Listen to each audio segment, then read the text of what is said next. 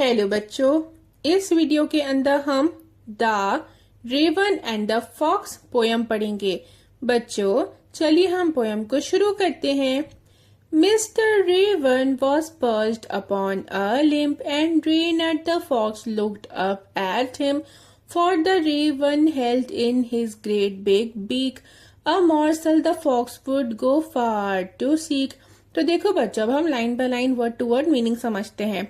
Mister Raven was perched upon a limb. तो बच्चों mister Raven कौन है? तो ये देखिए, ये जो ब्लैक कलर की आपको बर्ड दिखाई दे रही है ना पिक्चर में, इनका नाम है मिस्टर रेवन।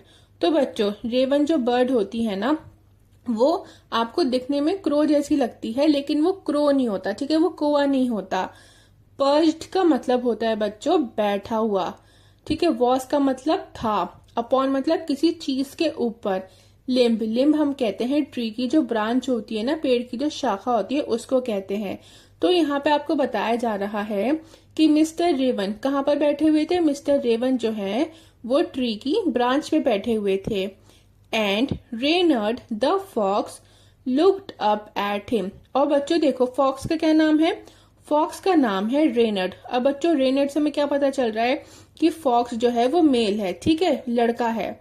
अब देखिए, जो रेनर्ड है उसने क्या करा, उसने मिस्टर रेवन को देखा। लुक्ड अप का मतलब मिस्टर रेवन की तरफ देखा, ठीक है। लुक्ड अप मतलब तरफ देखना। For the raven held in his great big beak a morsel the fox would go far to seek. बच्चों हेल्ड का मतलब होता है पकड़ना। बिग बीक मतलब, बिग बीक का मतलब होता है बच्चों बड़ी सी चोंच। मॉर्सल हम कहते हैं छोटे से खाने के टुकड़े को, a small piece of food. Okay, अब देखिए, फार का मतलब होता है दूर तक जाना। सीक मतलब किसी चीज को पाने की इच्छा रखना या किसी चीज को पाना, मतलब टू लुक फॉर समथिंग। अब देखिए, यहाँ पे आपको बताया जा रहा है कि मिस्टर रेवन जो थे, उनकी चोंच के अंदर, उनकी जो बड़ी सी चोंच थी उसमें क्या था?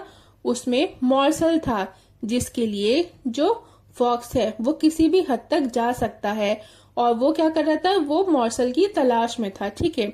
तो बच्चों पूरे का मतलब मैं आपको बता देती हूँ। पूरे का मतलब ये है कि मिस्टर रेवन जो है वो कहाँ बैठे हुए थे? वो ट्री की ब्रांच पर बैठे हुए थे। अब जो रेनर्ड है उन्होंने मिस्टर रेवन की तरफ देखा। अब रेवन की जो बड़ी सी चोंच थी उसमें क्या था? उसमें उन्होंने मॉर्सल पकड़ रखा था, जिसको पाने के लिए जो रेनर्ड है वो किसी भी हद तक जा सकता है। Said the fox in admiring tones, my word, Sir Raven, you are a handsome bird. Such feathers, if you would only sing, the birds of these woods would call you king. अब देखो बच्चों, said का मतलब कहना, admire बच्चों, admire का मतलब होता है तारीफ करना, ठीक है। टोन का मतलब आवाज या तरीका। ओके, अब देखिए फॉक्स जो है वो क्या है?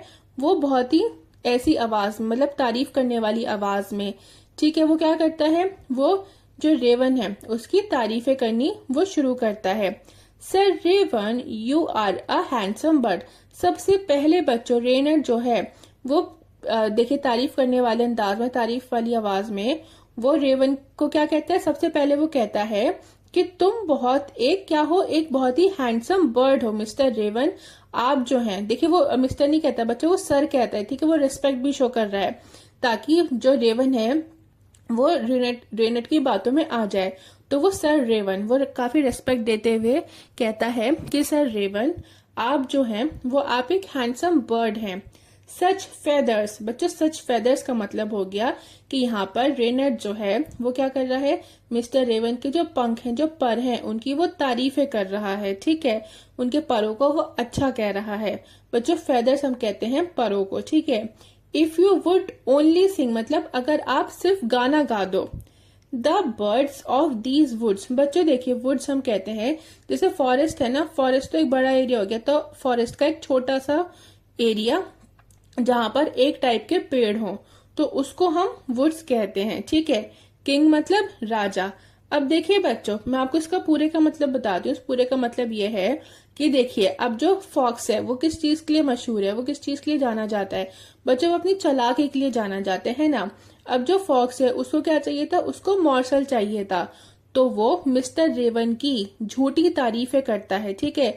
वो एडमायरिंग टोन के अंदर, मतलब तारीफ करने वाले अंदाज में या तारीफ वाली आवाज में वो मिस्टर रेवन की तारीफें करना शुरू करता है। सबसे पहले वो मिस्टर रेवन को क्या कहता है? उनको सबसे पहले वो कहता है एक हैंडसम बर्ड। फिर उसके बाद वो उनके पंखों की तारीफ करता है और फिर वो कहता है कि सर, बस सिर्फ एक चीज की कमी है। और वो क्या है? वो कमी ये है कि अगर आप गाना गाने लग जाओ तो इस वुड्स की जितनी भी बर्ड्स हैं वो आपको क्या कहने लग जाएंगी?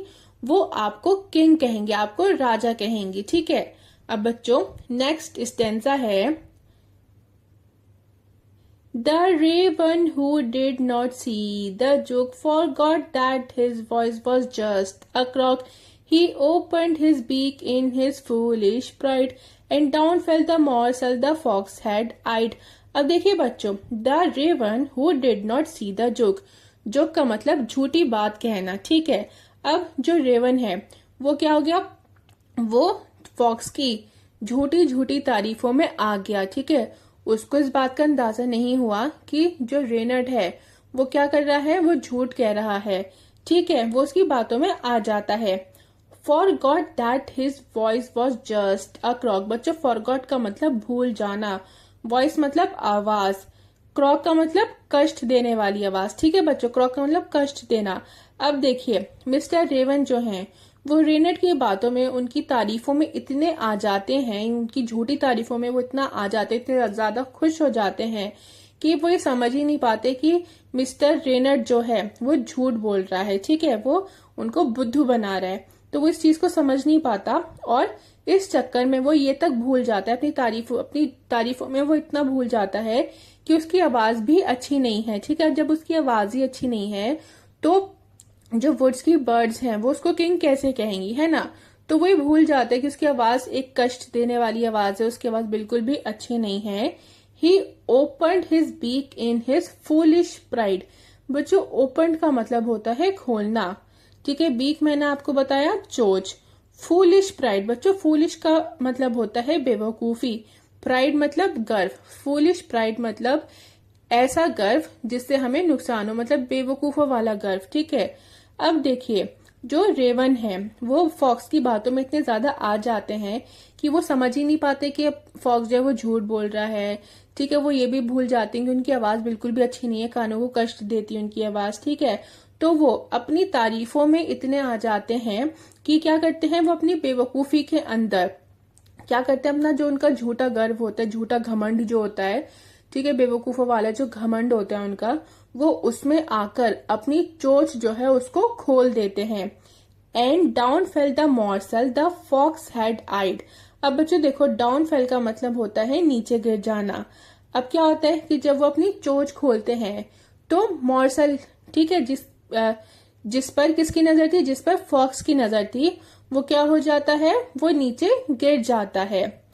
अब देखिए बच्चों, पूरे का मतलब मैं आपको बताती हूँ। पूरे का मतलब ये है कि जो रेवन है वो बिल्कुल भी मजाक नहीं, वो झूठी बात को नहीं समझ पाते।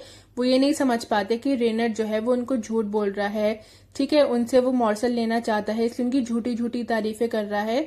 तो वो इस बात को नहीं समझ पाते और वो अपनी तारीफों के अंदर इतने ज्यादा खुश हो जाते हैं।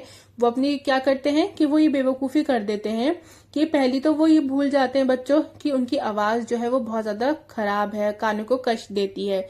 फिर उसके बाद वो अपने झूठे गर्व के अंदर, जो उनका बेवकूफों वाला गर्व है, उसके अंदर वो क्या करते हैं? उसमें आके वो अपनी चोंच खोल देते हैं। और जब वो चोंच खोलते हैं तो जिस मॉर्सल के ऊपर किसकी नजर थी? फॉक्स की, मिस्टर रेनट की नजर थी, वो क्या होता है? वो नीचे गिर जाता है। हा हा laughed the fox, and now you know, ignore sweet words that make you glow. Pride, my friend, is rather unwise. I am sure this teaching is quite a surprise. बच्चों, हा हा laughed इसका क्या मतलब हो रहा है? इसका मतलब ये हो रहा है कि हंसना। एंड नाउ यू नो का मतलब होगा कि अब तुम्हें पता चला होगा, ठीक है। अब देखिए, ha ha laugh the fox and now you know. अब देखिए, फॉक्स जो है, रेनर जो है, वो क्या करता है, जब मॉर्सल नीचे गिर जाता है तो वो हंसता है पहले, ठीक है। वो मिस्टर रेवन के ऊपर हंसता है और कहता है कि अब तुम्हें पता चलेगा, ignore sweet words that make you glow, ठीक है। वो कहता है कि अब तुम्हें पता चला होगा कि जो मीठे शब्द होते हैं बच्चों, मतलब जो झूठी तारीफें होती हैं, स्वीट वर्ड्स मतलब मीठे शब्द, झूठी तारीफें, उनको क्या करना चाहिए, उनको इग्नोर करना चाहिए, ठीक है। उन पे ध्यान नहीं देना चाहिए। बच्चे, इग्नोर का मतलब ध्यान ना देना, ग्लो का मतलब चमकना। वो कहता है, पहले तो वो मिस्टर रेवन के ऊपर हंसता है, फिर वो कहता है कि अब तुम्हें पता चल जाएगा, या तुम्हें अब पता चल गया होगा कि ऐसे झूठी तारीफें जो तुम्हें ज्यादा ही खुश करें, जो तुम्हारे चेहरे को चमका दें, उनको क्या करना चाहिए, उनको इग्नोर करना चाहिए। झूठी तारीफों को, मीठे जो शब्द होते हैं, उनको इग्नोर करना चाहिए जो आपके चेहरे पे चमक ला दें। Pride my friend is rather unwise. तो बच्चों देखिए, प्राइड मतलब गर्व, अनवाइस मतलब बेवकूफ, ठीक है, बेवकूफ या मूर्ख, ठीक है। अब देखिए, मिस्टर रेनर जो है वो मिस्टर रेवन से कहते हैं कि जो गर्व होता है, जो घमंड होता है ना, वो बिल्कुल भी अच्छी बात नहीं। वो जो घमंड करना बिल्कुल अच्छी बात नहीं होती। घमंड के अंदर ना हम अपना बहुत ज्यादा नुकसान करते हैं, जैसे मिस्टर रेवन ने करा अपना, ठीक है। वो क्या हुआ, वो घमंड में आ गए, वो अपनी झूठी झूठी तारीफों में आ गए, उन्होंने अपना नुकसान कर दिया। तो मिस्टर रेनर जो है वो रेवन से यही कहते हैं कि जो घमंड होता है वो बिल्कुल भी अच्छी बात नहीं होती, वो बहुत ही बेवकूफ पने की बात है, ठीक है। उससे क्या होता है, उससे हमेशा हमारा नुकसान होता है। I am sure this teaching is quite a surprise. फिर वो कहता है कि मैं इस चीज के लिए श्योर हूं, ठीक है, कि ये जो टीचिंग थी, ये जो तुम्हें सबक मिला, ये जो तुम्हें लेसन मिला है, ये तुम्हें हमेशा याद रहेगा और ये तुम्हारे लिए एक सरप्राइज है। सरप्राइज मतलब वो ये कहता है कि तुम्हें बिल्कुल भी उम्मीद नहीं होगी कि इस वक्त तुम्हें क्या लेसन मिलने वाला है, और वो लेसन तुम्हें मिल गया है। तो तुम्हारे लिए ये टीचिंग क्या है, ये टीचिंग तुम्हारे लिए एकदम एक सरप्राइज है। तो बच्चों, आई होप आपको ये पोएम समझ में आई हो। अगर आपको ये पोएम बच्चे समझ में आ गई है तो प्लीज वीडियो को लाइक और चैनल को सब्सक्राइब कर दें, और बेल आइकन को भी प्रेस कर दीजिएगा, ताकि जब भी मैं कोई न्यू वीडियो अपलोड करूं तो आपको उसका नोटिफिकेशन मिल जाए।